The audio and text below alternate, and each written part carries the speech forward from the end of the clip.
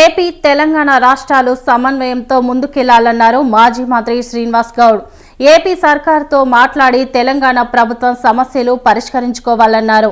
పాలమూరు రంగారెడ్డి ప్రాజెక్టులకు అనుమతులు ఇవ్వాలని ప్రధాని మోదీని సీఎం రేవంత్ రెడ్డి అడగాలన్నారు. ఈ ప్రాజెక్టులపై అఖిలపక్షాన్ని ఢిల్లీ తీసుకెళ్లాలని డిమాండ్ చేశారాయన. రేవంత్ సర్కారు కక్ష సాధింపులకు ఫుల్ స్టాప్ పెట్టి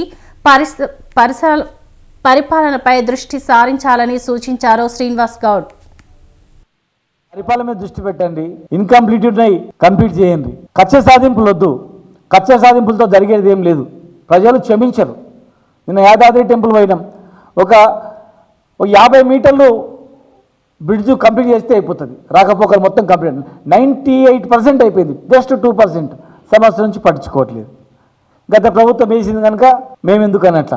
ఇది తిండి పెట్టే ప్రాజెక్టు, అన్నం పెట్టే ప్రాజెక్ట్. ఇది లక్షలాది మంది బతుకుదేరిచ్చే ప్రాజెక్ట్. ఇది తెలంగాణకు అన్నం పెట్టే ప్రాజెక్ట్. ఇది తెలంగాణకు అన్నం పెట్టే ప్రాజెక్టు ఇలా గంగలో కలుపుతామని చెప్పి వాళ్ళు కింద పడేస్తామని చెప్పి కష్టపడితే మీరు దాని గురించి పట్టించుకోకుండా ఉంటే కాదు. సంవత్సరానికి 2-3 పంటలు పండించుకుంటాం మేము కూడా. కోనసీమ మాదిరిగా ఈ పాలమూరు అవుతుంది అనుకుంటే తినే కాడి లాస్ట్ ఈడ్ వరకు వచ్చింది బుక్క. నోటి కాడికి వచ్చిన బుక్కను కింద పడేసినట్లు కాంప్లైంట్ చేసి వీళ్ళు ఆపిరు కదా అని చెప్పి చాలా బాధతో ఇవాళ మేము చెప్తా ఉన్నాం. ప్రభుత్వం దీని మీద